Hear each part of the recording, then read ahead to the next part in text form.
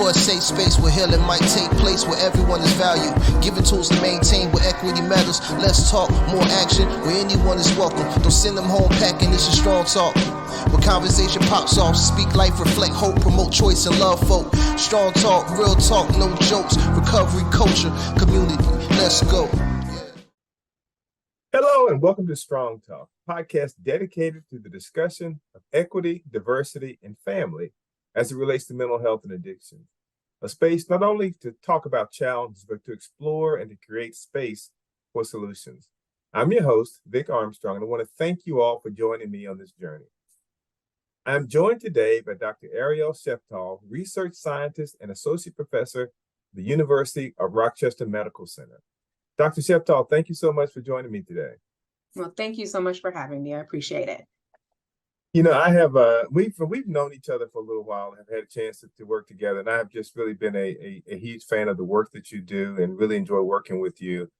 But for those who don't know about you, could you just tell us a little bit about your the work that you do? And I'll always be interested in hearing about what really led you to this work, this research work. Yeah, so I am a youth mental health and suicide researcher. I started my line of research in the field of suicide, probably, I'm trying to think, what year was that? So that was 2006, actually. So quite some time ago. And the first study that I actually was on, I was actually a research assistant with Dr. Jeffrey Bridge in Columbus, Ohio, at Nationwide Children's Hospital now. And we were looking at the quality of care that kids received after they actually attempted suicide. And I would actually get onto the units and talk with them and talk with their families and understand, what kind of led them to be where they were, but also what was the care that they received and what did they like, what did they not like, and how could we make it better? So that was my first research position in the field. And I started to think a little bit outside the box because I definitely wanted to explore more about some of the protective factors that were related to suicidal behavior. And one of those things that I had been studying in school was attachment and attachment theory. So understanding how this relationship with your caregivers really early on in life could be protective or not, and how that was related to mental health concerns. So I spoke with my mentor, Jeffrey Bridge, at the time, and he said, Arielle, I think you need to go back to school. And I said, no, what do you mean? But he encouraged me to actually go back to school and really think about how I could progress the field, suicide, specifically the suicide field. So I ended up going back to get my PhD. And after PhD, it never ends, unfortunately. I started doing, but within my PhD, what I ended up doing is looking at attachment and how that related to actual co-parenting of kids. And then also I looked at attachment and mental health outcomes in adolescence and how that was associated with suicidal behavior. Yeah. So it was, kind of cool doing my own thing. So incorporating what I had learned and then also the work that I was doing at Jeff Bridges' lab. And then I decided, okay, now I need to get more specialized. So postdoc world came where I got to actually start doing diagnostic interviewing of kids that actually did and did not have suicidal behavior. But they all had a mental health concern. And I got exposed to a lot of the disorders that I'd never been exposed to before. So I got to meet with families that had a child with schizophrenia.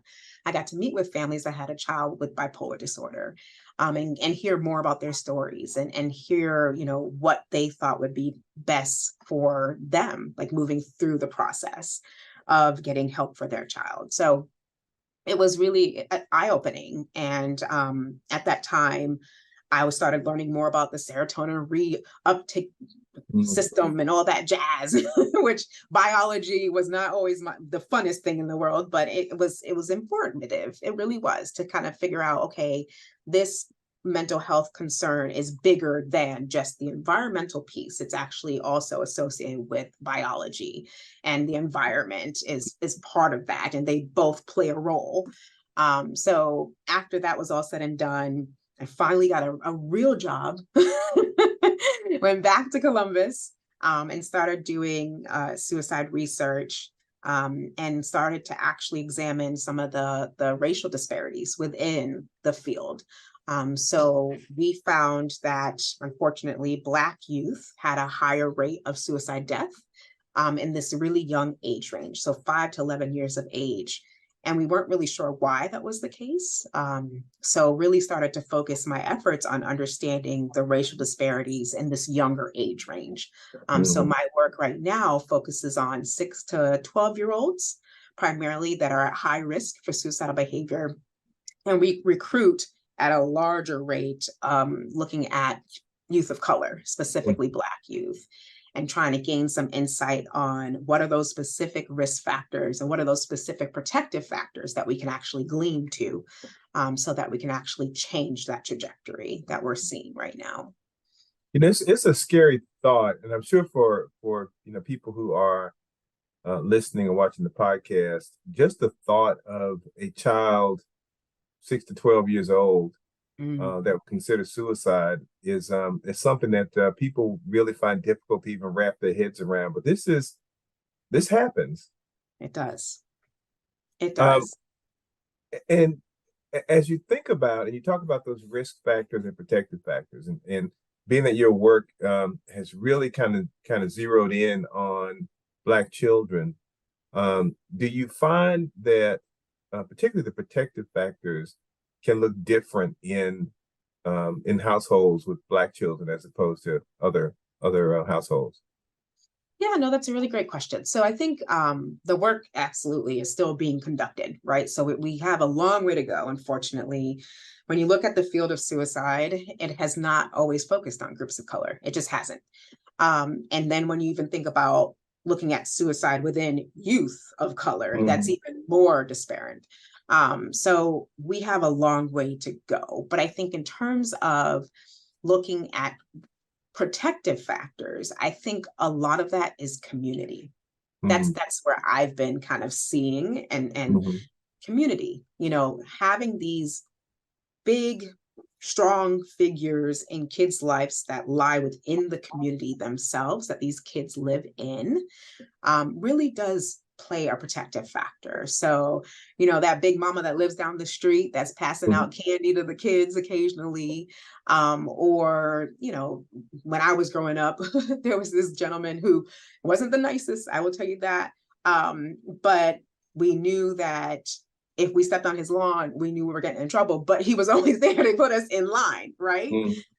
So there's these people within the community that I think can make a huge difference in terms of suicidal thoughts and behaviors in kids, because they have these special relationships with these families.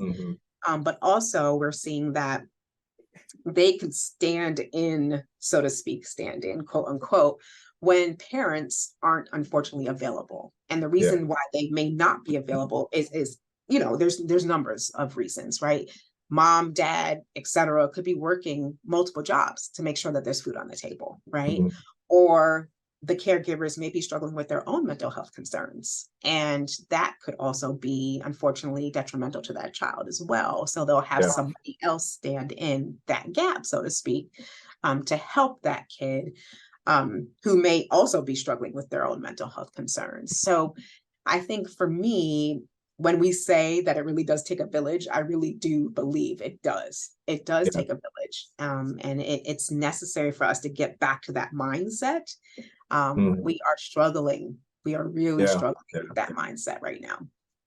But when you think about the fact that, as you touched on, research has not historically focused on communities of color.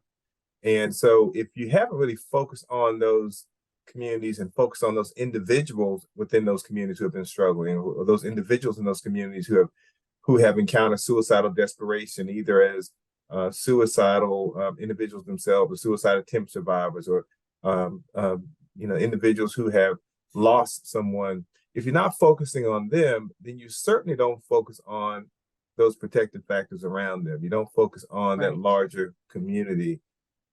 So what is different about the work that you're doing that you're able to really focus on those protective factors? Because for so long, it really has been really more incumbent upon people of color to find themselves in the research than it has been for the research to find out about those communities of color. So what is it that you're doing differently? Yeah, so I think for me, so now I'm currently at Rochester, New York, and I've really put a lot of effort in actually getting connected with community. Mm. And it takes a lot of time, it takes a lot of effort, it takes a lot of trust building, and that takes time and effort, right? And I understand I am a outsider. I know that upfront. I also understand that I am discussing a very sensitive topic. So I try my best to be with trusted individuals in the community and have them help me to be introduced to individuals within the community so that I can make those relationships work. And I also make sure that they know it's not a one-way street. I think our community has really been, for lack of a better term, abused when it comes to research. And we have a lot of repairing that needs to be done. And we need to be very open and honest with people like, look, I want to help you more than anything else. And that's really where my heart is that I want to be able to help my own community thrive. And I want to be able to help these kids grow up and to think that they are better than what they see, out there on the streets or on the TV screen or on social media. I want them to know that they're worth something. And even though they might be told differently, that they are. And I think that that is something that I really have been trying to connect with, again, community organizations to be able to have that message be fed to others. But also I want to give opportunity, right? So if, there's a kid in high school or even middle school that's like, oh, I'm thinking about research. What does that all look like? Well, come to my lab. Let's sit, let's chat. Let me show you what this all means. Because, I was in those spaces. Like I grew up in the projects, and I had a single mom.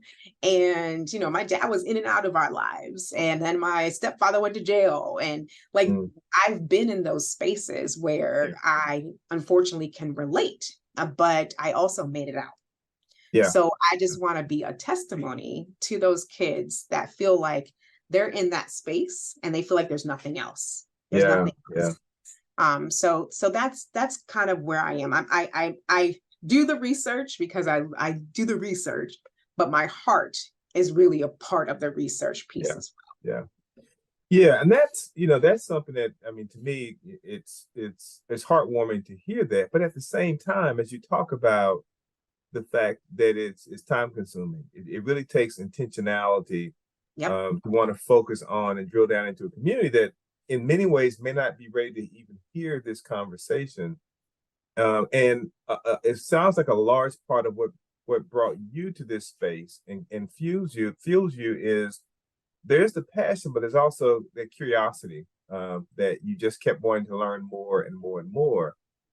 But as a research field in suicidology, how ready do you believe the field is to really embrace this concept of the one size fits all mentality doesn't work, and that we really need to focus on communities and how communities really are starting from very different places with this conversation and our level of understanding about how this looks in communities? Yeah, I think unfortunately, we have always been a one size fits all. We want universal preventions. I mean, that's been unfortunately the downfall, I think, for a lot of mental health concerns, for suicide prevention specifically, that there are these differences between cultural groups that we just kind of don't even address them, right? So I was very grateful actually recently to work with yourself and AFSP, which is the American Foundation for Suicide Prevention, on a project that actually does specifically address this concern. So we have created, or well, not just me and you, but a team of us, right, created a Black specific suicide prevention program. And we are now in the piloting phase where we've trained some of the folks to kind of implement this program, and we're going to see how it works. And we're seeing how it works across multiple states. And we're going to get that feedback and figure out, okay, does it work? What doesn't work? How can we fix it? How can we make it better? Because we don't want to have a program that is addressing a piece of the puzzle. We want the whole puzzle to be addressed. Yeah.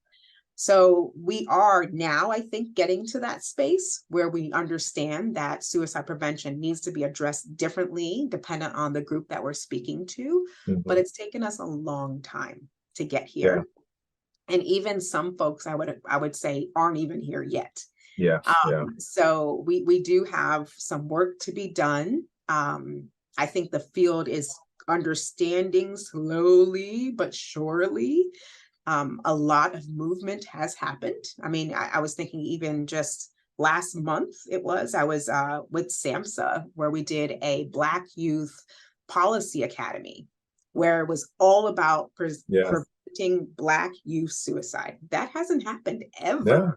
Yeah. I have to tell you, I was so jealous that I was not invited to participate in that. Maybe I got too much gray in my beard to be a part of the Black. Oh, youth. No. We will get you there. Don't you worry. I'll let Brandon know.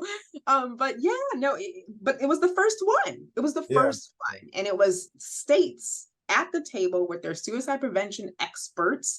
And not only that, people that were just interested in preventing suicide in Black youth specifically. Yeah. So I was able to help Ohio, which is cool, right? But at my table, there was community organizations. There was a HBCU that was present that had representation. It was just so wonderful to see these people coming together to address this concern and to do so with goals in mind. And we're not stopping. We're keeping it moving, going, doing. Yeah, even as you talked about the project that you and I have been working on with AFSP. Yeah. As we were working with the trainers that we're preparing them for the pilot, one of the things that just still resonates with me is how thankful they were. This was a product that speaks to people who look like them, and that we see ourselves in this work, that we're not having to find ourselves in it. The imagery looks like us. The conversation is about us and the unique challenges that we have experienced. And so there is a difference, even in getting people to buy into the research and buy into the work. It's different when people actually see that it speaks to them. It resonates with them. I was in a conversation this week with someone here in North Carolina. This is the season where you see a lot of mental health conferences. And there was one that they sent to me and said, hey, check this out, this big conference, you're going to want to attend this. And as I looked at the page, the landing page that was advertising the conference and highlighted all the speakers, and there were 7 speakers on the page, none of them looked like me. There was one Hispanic gentleman, and then everyone else was a white professional. And I messaged the person back and said, thank you for sending me this. Thank you for the work that you all do. But if I sent you a landing page for something that, a conference, and all of the faces were Black, would you think that this was for you? And, but yet I'm supposed to feel like it's for me. And I think, oftentimes people don't think about that we're missing a segment of the population, and that suicide prevention is for all communities. Right. All communities are affected by suicide. Yeah. All of them, no matter your race, your ethnicity, your gender, no matter your biological sex, like every single person is affected by suicide. Yeah. It does not see any of those things. Right. And for us to consider that, one size of prevention fits all is just, it's not smart, honestly. Yeah. And also, it doesn't take into consideration all of these differences that are present in the US, let alone the world, right? That's right. We literally cannot save people's lives if we're not talking the same language. Absolutely. We just can't. We can't. And as I'm looking at what's on the horizon and really kind of where we're trending in this work, I do have some hope and optimism, because I do see more and more that we are thinking more and talking more about these nuances of race and culture and ethnicity and geography that impact Yeah. suicide risk. So that gives me a little bit of hope. But I also recognize that I am on the inside, Right. and so that I can see things oftentimes like what's coming that oftentimes people in communities don't see. As you're working in communities, where do you feel like communities are, and specifically the Black community, where do you feel like the Black community is right now, really embracing this conversation about suicide? Yeah, that's a great question. So I think, unfortunately, we just don't know. As a community, we really don't understand how big of a problem suicide is. Yeah. And that is quite devastating because if we don't know about the problem, how can we even address the problem? So I think for me, that's where we need to start first, is Mhm.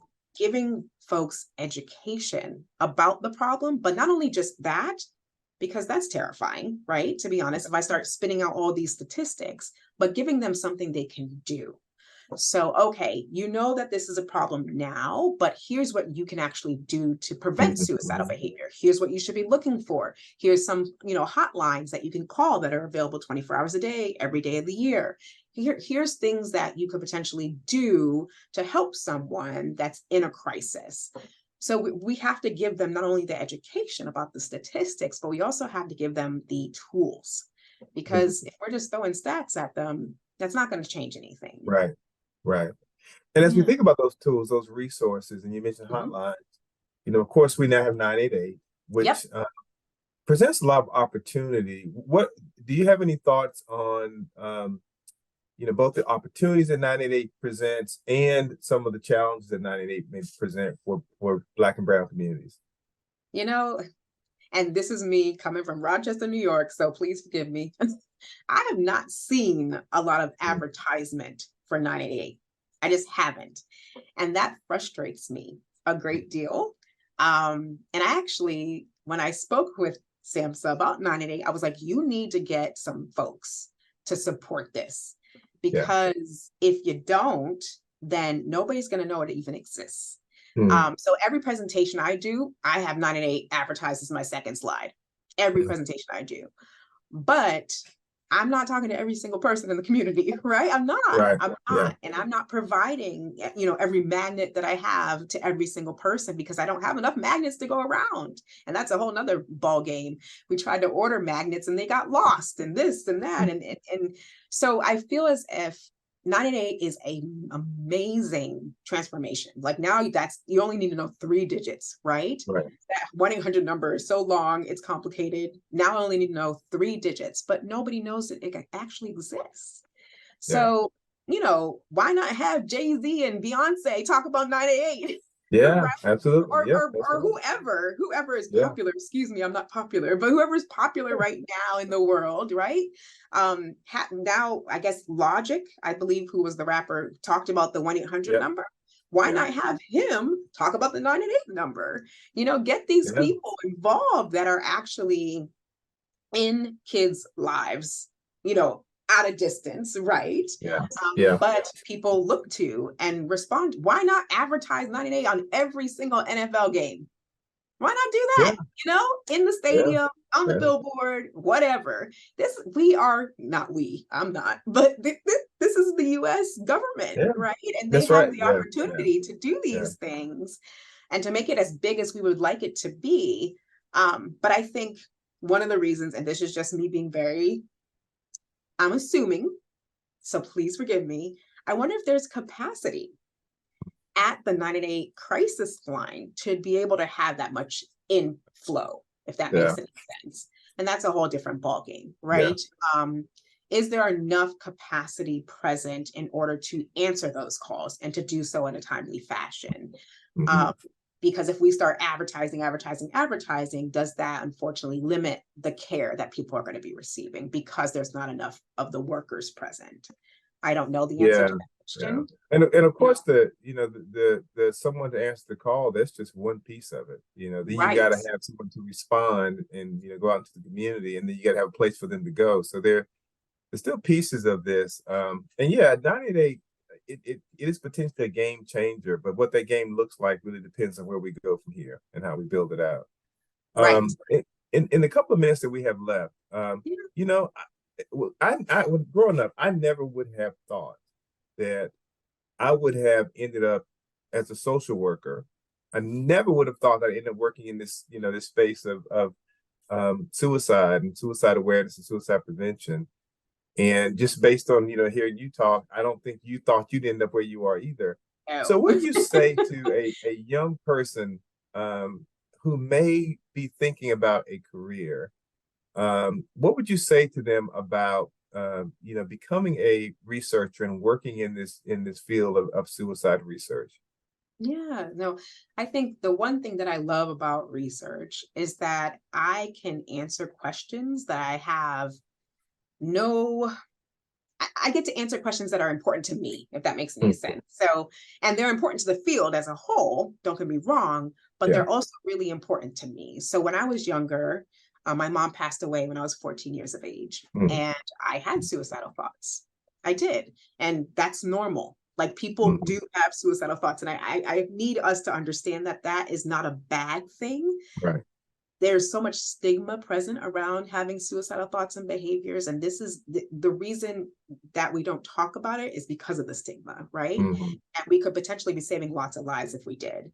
But I also wanted to make research more something that I could be like, oh, yeah, that makes sense. Oh, yeah, Mhm. that's the reason why, that thing is working the way that it does. So I would definitely encourage people to see that research, yes, even though there's a lot of standardized practices that are around research and you get to learn all that, it's an opportunity for you to actually explore a problem or a question that you have in a scientific way that could actually answer that question. And I think that's exciting and actually can move the field. Yeah, it takes time, don't get me wrong, but it can move the field. And actually, not only that, you can present the data back to the community and actually give them opportunity to potentially make changes because community works faster than Mhm. research. I would definitely admit to that. Community is like, let's go, let's do it Yeah. now. Yeah. And okay, if you have something to prove that, oh yeah, this thing works, and let's try it in the community, then you could actually start something Mhm. and move it forward. And then you could tag on the research as you go. Yeah. So I would encourage people, to say that research might sound boring. It might sound like something that's just like crunching numbers all the time, but it really is an opportunity to actually educate. And not only that, do something that you love and really think about questions that may only be answered in a way that you can test them, Yeah. you know. So that Yeah. would be Yeah. something I would like to say. Well, Yeah. thank you so much for that. And we're all so fortunate to have you in this field. You do Thank you. amazing work. I have appreciated the opportunity to work with you. And look forward to Me working as with you more well. and more going forward, especially since you're going to get me invited to the next youth summit. I am absolutely. I'm gonna Thank have you you on so the much. list. Don't get me wrong. All I'm right. gonna do I it. believe it. I believe it. And if you say it's going to happen, I have no doubt that it will happen. Well, thank you. Thank you I so much appreciate that. thank you Yeah. for joining me today. Thank you for everyone for joining us for the Strong Talk podcast today. And I want to thank you so much for being my guest, Dr. Sheftall. It has been a pleasure, as always, talking to you, and we will talk again soon. Yes, sounds great. Thank you so much, Vic. Thank you. Thank you for having me.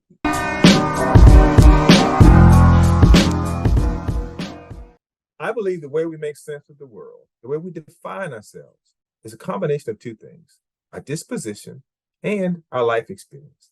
By disposition, I'm referring to the innate qualities and characteristics that influence our personalities. Some of us are natural introverts, while others are extroverts.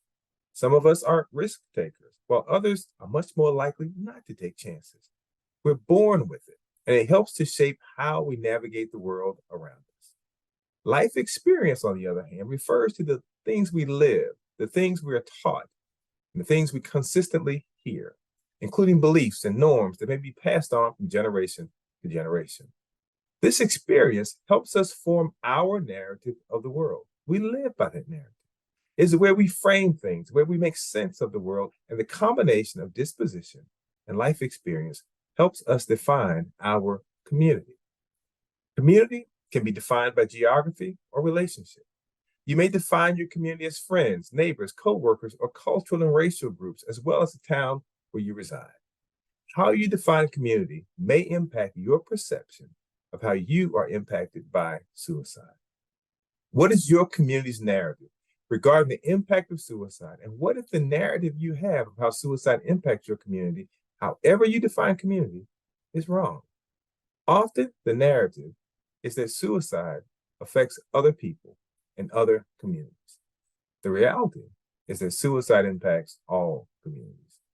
My narrative growing up in the Black community was that Black people don't die by suicide, that it was not a problem for the Black community. That was a narrative handed down to me by my family and by my community. My narrative was that in my community, we are strong, we are resilient, and we survived slavery. Therefore, we can survive anything. I was told that we don't need therapy. We just need Jesus. I was told if you're struggling, pray harder and have more faith. But don't talk about depression or anxiety. You just need to man up. My narrative was wrong because I was uninformed, and so was my community. Suicide is a community issue, however you define community. It is not a school issue or a law enforcement issue or a hospital issue. Suicide isn't limited to the young or old, gay or straight. It is not only an issue in the Black community, the white community, or the Latinx community. It is an issue that impacts every community. It is a public health issue that will require a public health response, a community response. It will require a response that considers that we not only need evidence-based and evidence-informed practices, but community-informed practices. It will require population-level interventions that focus on the root causes and contributing factors, including unresolved trauma, poverty, racism, and violence, all of which put people at higher risk of developing mental health issues. It will take all of us working together to end this robber of life. Suicide is a community issue. It deserves a community response. And that is Strong Talk. What's the word? What's the word? Word, strong talk, strong talk. What's the word? What's the word? What's the word? Yeah. What's the word? Strong talk, strong talk.